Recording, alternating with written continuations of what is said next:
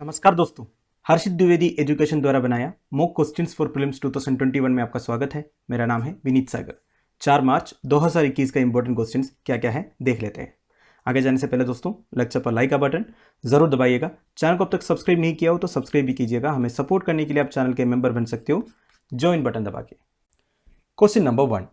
Recently, the Election Commission has said it had reduced the public notice period for new political parties seeking registration to 7 days due to the delays caused by the COVID-19 pandemic. Consider the following statements which are correct. Video pause कीजिए और answer बताइए। I hope आपने answer किया होगा। Now the answer is option D, all are correct. तीनों statement सही है। पहले हम एक्सप्लेनेशन देखते हैं, फिर हम क्वेश्चन पर आएंगे। देखो दोस्तों registration of political parties is govern by the provision of section 29 alpha of representation of people act 1951। तो रिप्रेजेंटेशन ऑफ पीपल एक्ट 1951 में सारे प्रोविजंस लिखा हुआ है रजिस्ट्रेशन ऑफ पॉलिटिकल पार्टीज का। अब देखो दोस्तों, कोई भी पार्टी फॉर्म होने के बाद 30 दिन के अंदर इलेक्शन कमीशन को एप्लीकेशन सबमिट करना होता है उस पार्टी को रजिस्टर करने के लिए। इस बार इलेक्शन कमीशन ने ये कोविड-19 पैंडेमिक की वजह से बोला ये 30 दिन को हमने 7 दिन बना दिया, पर वैसे रूल ये कहता है 30 दिन as per the representation of people act 1951, right. अब देखो, अगर कॉन्स्टिट्यूशन का आर्टिकल को रिलेट करना है तो आर्टिकल 324 में है, और कौन सा है, section 29 alpha of representation of people act 1951 में। तो ये सब आप कोट कर सकते हो एज अथॉरिटीज। अब आर्टिकल 324 में क्या है, article 324 of the constitution provides that the power of superintendence, direction, control of elections to parliament. तो बेसिकली इलेक्शन कमीशन में वेस्टेड है पूरा इलेक्शंस कंडक्ट कराने का अधिकार जो है, पूरा इलेक्शन का superintendence, direction, control of elections to parliament, state legislatives, office of president of India, vice president of India, सब कुछ मॉनिटर करता है इलेक्शन कमीशन ऑफ इंडिया। अब हमारे क्वेश्चन पर आते हैं। देखो दोस्तों, registration of political parties is govern by the section 29 alpha of the people representation of people act 1951, बिल्कुल सही। A party seeking registration has to submit an application to the commission period of 30 days. ये सही है दोस्तों, वैसे 30 दिन ने इस बार के लिए 7 दिन किया है। अब आर्टिकल 324 ऑफ द कॉन्स्टिट्यूशन के बारे में लिखा है, बिल्कुल सही है। तो हमारा answer is option D, all are correct. Question number 2. Recently the UPSC issued an advertisement seeking applications for 3 posts of joint secretary. Consider the following statements which are correct. Video post कीजिए और answer बताइए। I hope आपने answer किया होगा। Now the answer is option C, 1 and 3 only. Statement 2 गलत है। तो दोस्तों न्यूज़ आया था, यूपीएससी ने एक एडवर्टाइजमेंट इशू किया है, from talented and motivated Indian nationals willing to contribute towards national building for 3 post of joint secretary and 27 of director in central government departments. तो दोस्तों देखो, ये लैटरल एंट्री की बात हो रही है। पिछली साल में मोदी सरकार ने एक नया प्रोग्राम लाया था जिसमें जॉइंट सेक्रेटरी लेवल में डायरेक्ट एंट्री होगा। ऐसा नहीं किसी को भी सेलेक्ट करेगा, उनको एक्सपीरियंस होना चाहिए, बड़े बड़े कॉर्पोरेट इंस्टीट्यूशंस को मैनेज किया हुआ होना चाहिए, या कोई इंटरनेशनल बैंक्स हो या इंटरनेशनल कोई इंस्टीट्यूशंस हो, इनमें टॉप लेवल में सीईओ लेवल में जो काम किया होगा उनका सिलेक्शन डायरेक्ट एंट्री होगा जॉइंट सेक्रेटरी लेवल में। उनका उधर का जो एक्सपीरियंस है हमारी ब्यूरोक्रेसी में भी यूज करने का सरकार का प्लान था ये। तो इस बार भी इस तरह एक एडवर्टाइजमेंट दिया, इससे रिलेटेड 3 स्टेटमेंट्स था हमारे क्वेश्चन में। देखो, the individuals who would make a lateral entry into the government secretariat would be contracted for 3 to 5 years. 3 साल से 5 साल तक का कॉन्ट्रैक्ट होगा।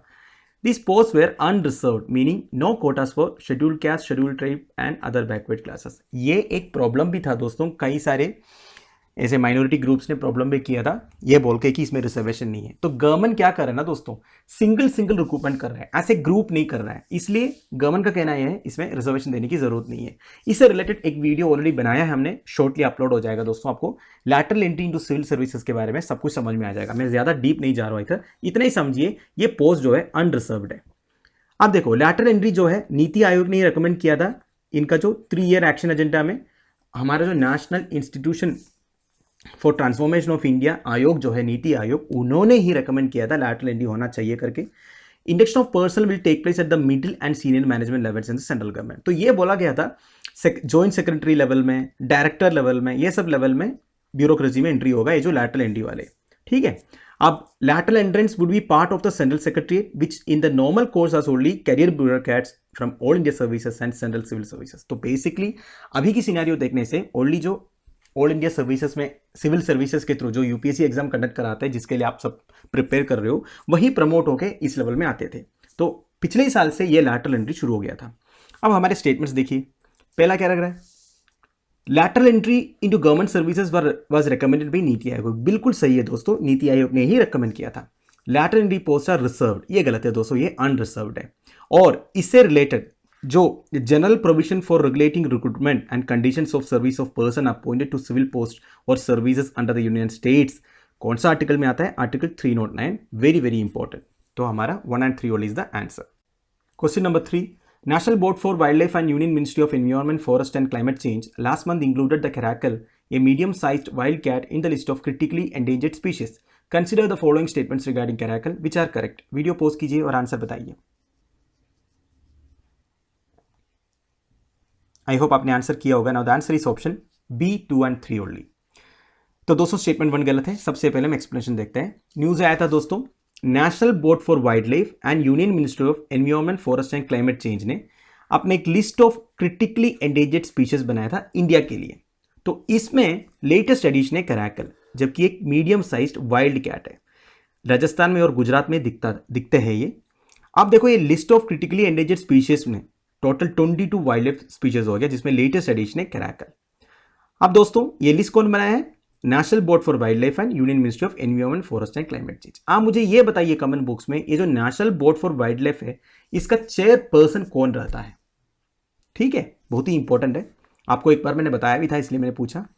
अब देखो करैकल के बारे में, इंडिया में तो दिखता ही दिखता है, राजस्थान में और गुजरात में, और अफ्रीका में, मिडिल ईस्ट में, सेंट्रल एंड साउथ एशिया में दिखता है। अफ्रीका में इसकी नंबर्स में कोई प्रॉब्लम नहीं है, पर एशिया में नंबर्स जो है डिक्लाइन हो रहा है, इसलिए इसको इंडिया ने क्रिटिकली एंडेंजर्ड स्पीशीज में डाला। अफ्रीका में देखेगा तो कोई प्रॉब्लम नहीं है, इसलिए international union of conservation of nature का लिस्ट में इसकी जो स्टेटस है एलसी है। एलसी मतलब लीस्ट कंसर्न, कोई प्रॉब्लम नहीं है।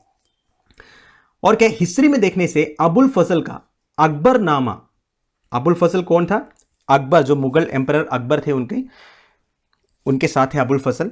तो मुगल एम्परर, कौन सा मुगल एम्परर से आप अबुल फजल कनेक्ट कर सकते हो, अकबर से। ये भी एक इंपॉर्टेंट इंफॉर्मेशन है दोस्तों। अबुल फजल के जो लिखा हुआ एक किताब है अकबरनामा, इसी में अकबर का नाम भी है, इसी में ये हंटिंग एनिमल, ऐसे हंटिंग एनिमल करैकल का नाम है।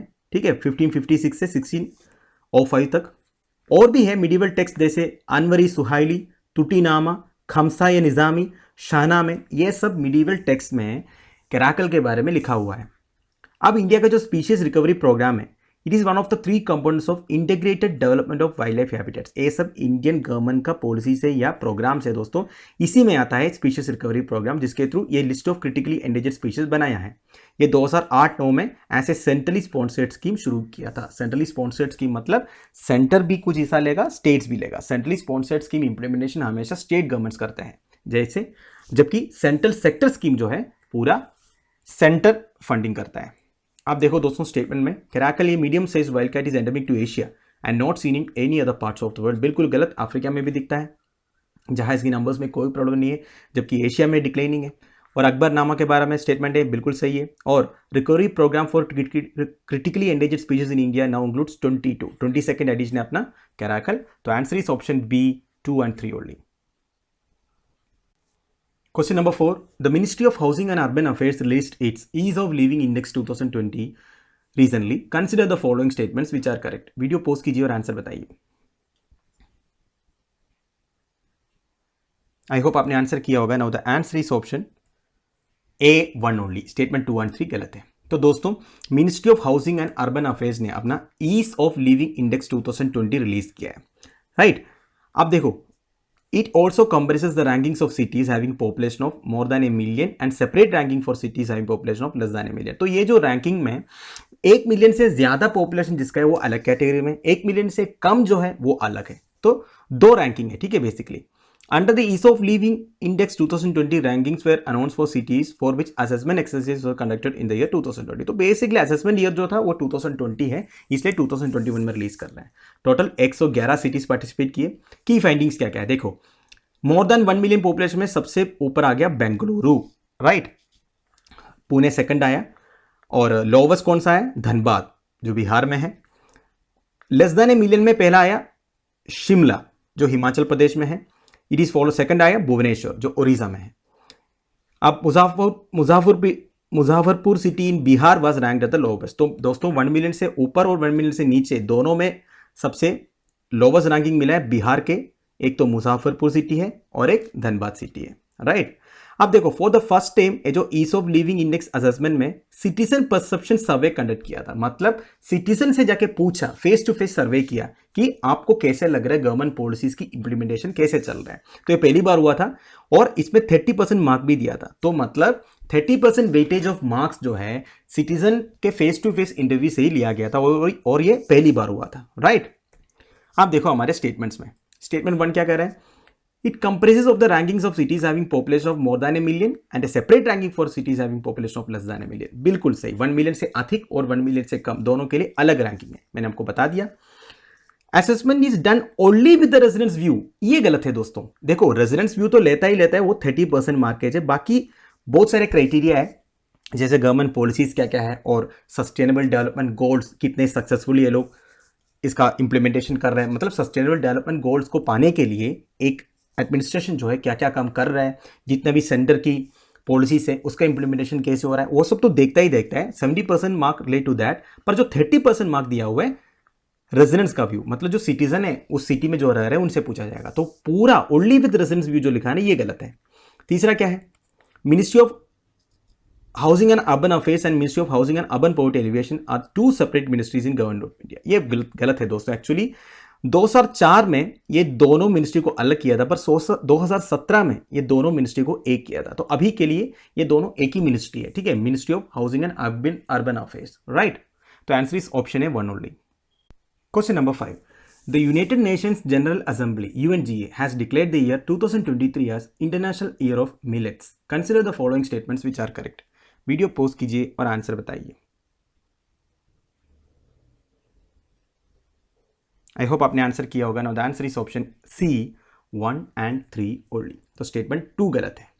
सबसे पहले हम एक्सप्लेनेशन देखते हैं। दोस्तों ये लेटेस्ट न्यूज़ आया हुआ है, यूनाइटेड नेशन जनरल असेंबली है, ये 2023 को international year of millets declare किया है और ये रेजोल्यूशन जो है सपोर्ट किया 70 नेशंस, टोटल 193 नेशन है, इसमें से 70 नेशन सपोर्ट किया और ये रेजोल्यूशन स्पॉन्सर किया था इंडिया की तरफ से, राइट। अब मिलेट्स के बारे में दोस्तों देखो, मिलेट का लार्जेस्ट प्रोड्यूसर एक टाइम तक इंडिया था, पर रिसेंटली अगर देखोगे ना दोस्तों, अफ्रीकन कंट्री से मिलेट का प्रोडक्शन बहुत ज्यादा बढ़ रहा है और अफ्रीकन कंट्रीज जो है फास्टेस्ट ग्रोइंग मिलेट प्रोड्यूसर्स है, ये ध्यान दीजिएगा दोस्तों। पर ये सब डाटा चेंज होता रहता है, एग्जामिनेशन से पहले आपको देके जाना पड़ेगा। अभी के लिए देखो, India, Niger and China are the largest producer of millets in the world according for more than 55% of global production. तो मिलेट का आधा से ज्यादा परसेंटेज ग्लोबल प्रोडक्शन में इंडिया, नाइजर एंड चाइना से है, राइट। अब प्रोजो मिलेट, बहुत सारे मिलेट्स है वैसे, 2 के बारे में इधर लिखा हूं। Proso millet is also known as बारी इन हिंदी। जो बारी है ना दोस्तों, इसको इंग्लिश में प्रोजो मिलेट बोलते हैं। एंड जो बाजरा है, बाजरा तो आप सबको पता हो, बाजरा की रोटी सब खाए होंगे, जिसको पर्ल मिलेट बोलते हैं, ठीक है, इंग्लिश में। बाकी सारे लैंग्वेज में क्या क्या बोलते हैं इधर लिखा हूं, मलयालम में तो कंबम बोलते हैं। अब देखो हमारे स्टेटमेंट्स में, स्टेटमेंट 1 क्या है, resolution to declare the year as international year of millets was sponsored by India. बिल्कुल सही। India and China are the largest producers of millet in the world according for more than 50%। इसमें दोस्तों ये गलत है, क्योंकि इसमें नाइजर के जो अफ्रीकन कंट्री नाइजर, इसके बारे में बताया नहीं है, तो ये गलत हो गया। Bajra is a type of millet seen in the world which is also called a pearl millet. बिल्कुल सही। तो answer is option C 1 and 3 only. तो दोस्तों हमारे daily 5 mock questions for prelims इधर खत्म हो रहा है। कल एक क्वेश्चन पूछा था, about 26% of all carbon dioxide released by human activity over the last decade was absorbed by, answer is option C ocean. वैसे दोस्तों कार्बन डाइऑक्साइड का 25% ट्रीज अब्सॉर्ब करते हैं, 25% ओशन अब्सॉर्ब करते हैं, पर लास्ट डिकेड में देखने से दोस्तों ओशन का जो अब्सॉर्प्शन पावर है, या ओशन जितने कार्बन डाइऑक्साइड अब्सॉर्ब किया वो थोड़ा ज्यादा था, तो करीब 26% तक ओशन ने किया है। तो right answer is option C. आज का क्वेश्चन देख लीजिए, as per the latest published Ethnologue languages of the world, arrange the following languages starting from the most spoken. इस क्वेश्चन का आंसर आप मुझे कमेंट बॉक्स में बता दीजिएगा। तो दोस्तों ये वीडियो मैं इधर बंद कर रहा हूं। मैं उम्मीद करता हूं मेरे वीडियो से आपका कुछ यूज़ हो रहा है। वीडियो को मैक्सिमम शेयर कीजिएगा दोस्तों, व्यूज़ को हमें बढ़ाना है। जितने लोग इस वीडियो को देख रहे हैं, please it's a request, like and comment के बिना मत जाइएगा। आप लोगों की वैल्यूएबल सजेशंस एंड कमेंट्स मैं पढ़ता हूं, उसके हिसाब से मैं अपना काम करता हूं। लेक्चर की पीडीएफ एज यूजुअल आपको टेलीग्राम चैनल में मिल जाएगा, जिसका लिंक नीचे डिस्क्रिप्शन में प्रोवाइडेड है। Thank you for watching, bye bye, have a nice day.